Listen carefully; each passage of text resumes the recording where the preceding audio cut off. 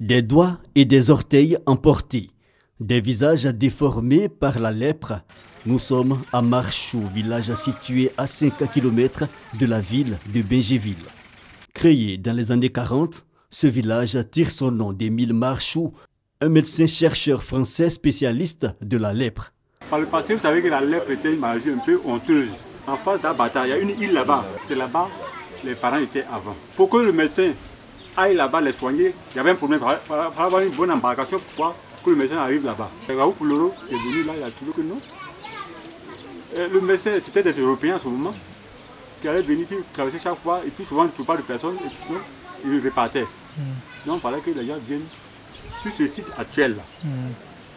Et à l'époque aussi, on a dit bon, on va garder une journée mondiale. Et on dit venez faire la journée mondiale et puis vous allez repartir. Puisque quand tu atteins la lèpre là, c'est comme la peste qui est ressuscitée. Donc quand ils sont venus, ils ont fini de faire l'affaire, ils devaient repartir. On dit non, vous ne partez plus. Il y a quelques années, Marchou abritait une centaine de malades de la lèpre. Mais aujourd'hui, il n'en reste que quelques-uns. Aujourd'hui où je parle, sur les 400 malades que nous avons, qui étaient là avant qu'ils ne soient nés, aujourd'hui il ne reste que 10 malades.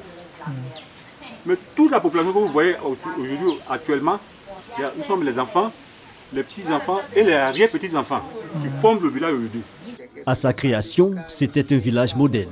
Mais aujourd'hui, il n'est que l'ombre de lui-même, car confronté à d'énormes difficultés, notamment l'accès au village, un véritable parcours du combattant. Quand il pleut fort, et même le pont, là-bas il est inondé, et ici même c'est plus grave. Il y a des endroits où l'eau reste beaucoup. On ne parle pas de bitume, simplement la terre rouge pour permettre aux véhicules de rentrer facilement. Autre préoccupation pour les populations, les latrines du village dans un état qui laisse à désirer. Alternative à trouver, se soulager dans la lagune. Le jour qu'on reconstruit le village, ils ont fait 2 toilettes. Quand c'était plein, quand ça remplissait, on emmenait un véhicule pour pomper. Mais c'est rempli jusqu'à c'est débordé. Donc ça dit qu'on ne peut plus même aller aux toilettes là-bas. Donc j'ai oublié d'aller au bord de la lagune, quelque part, pour mettre à l'aise.